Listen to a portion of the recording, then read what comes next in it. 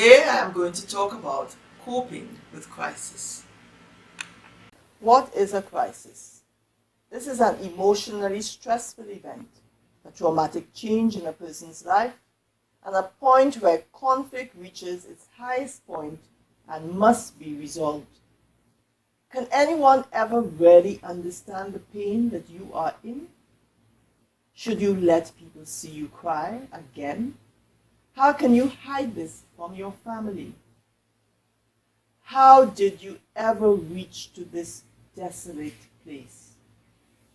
What can you do to feel better again?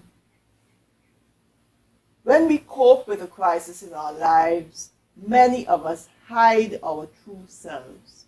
We pretend, we wear masks, we don't want others to know who we truly are. We hide behind the pain. Persons may not like the real you. You pretend that everything is okay. So that masking is a defense mechanism to avoid more hurt. It is a safe place. The most common crises are romantic relationships, and these can lead to physical illnesses, emotional illness, and behavioral disorders. Broken relationships are sometimes family quarrels, rejection by peers and friends. A second type of crisis is bereavement.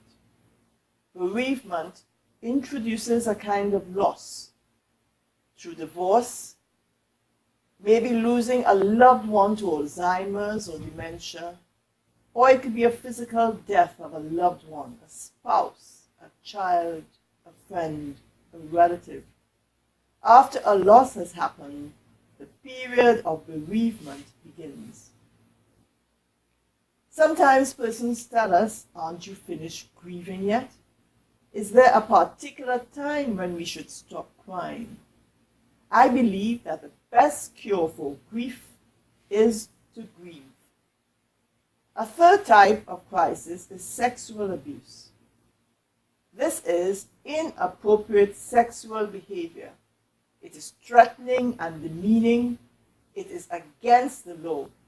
And this abuse creates unstable relationships where the effects can last a lifetime.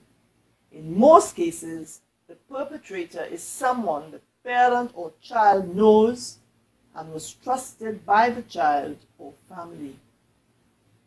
Sometimes it is difficult to tell someone because the perpetrator could have been a family member, a financial provider. You may even care for the abuser who threatened you not to talk.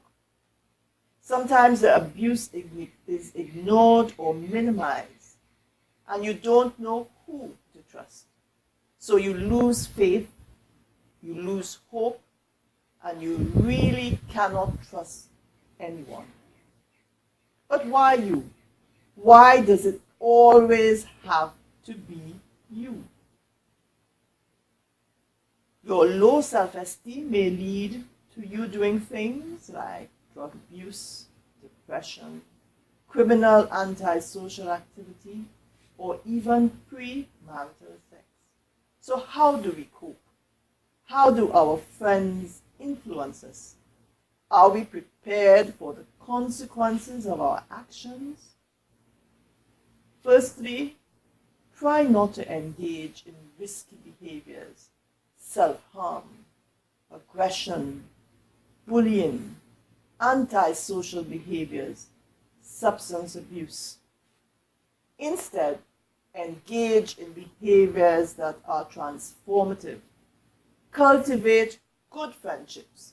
Speak out about issues. It is important to have positive family and friends. Nurture the friends that you have. Keep them.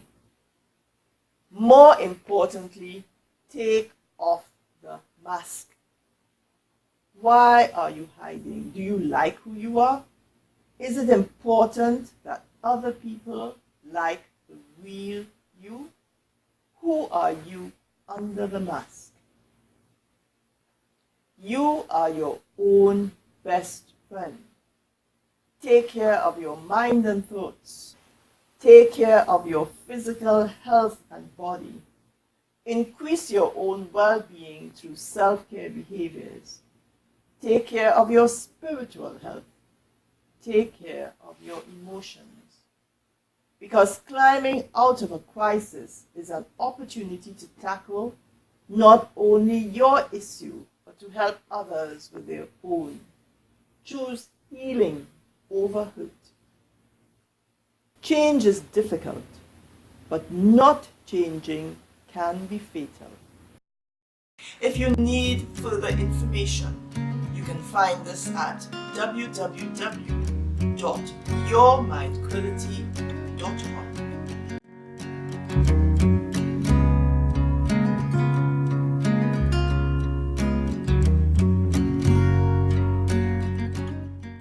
Thank you for listening to this presentation, and I wish you well.